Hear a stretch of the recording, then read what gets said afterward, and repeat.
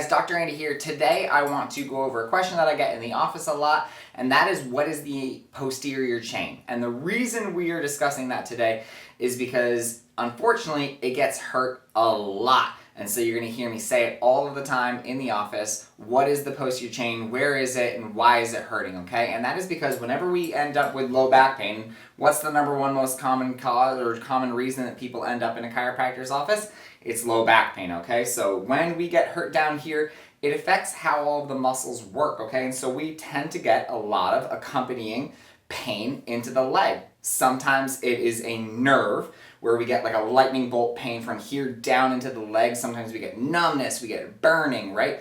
But that's like only 1 in 10. 9 times out of 10 when we are getting pain into the leg coming from low back down here, it's actually some muscle tightness going down the leg, and that muscle tightness is following the posterior chain. So the posterior chain is the muscles connecting your posterior, obviously your back, all the way from your shoulders and then all the way down to your foot following along the back.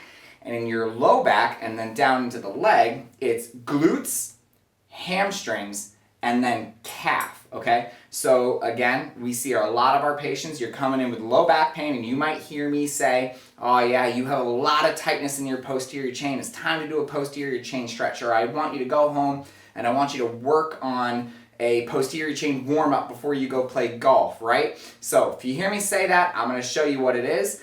And it is these muscles along the back of the leg from your glutes, hamstring, calf.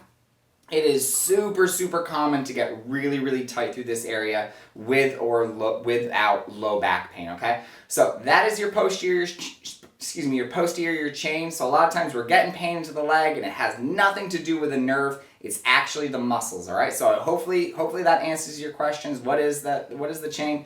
So if you have any more questions, just ask, email them in, or the next time you're in the office, go ahead and ask me. And always remember to live with passion, not pain.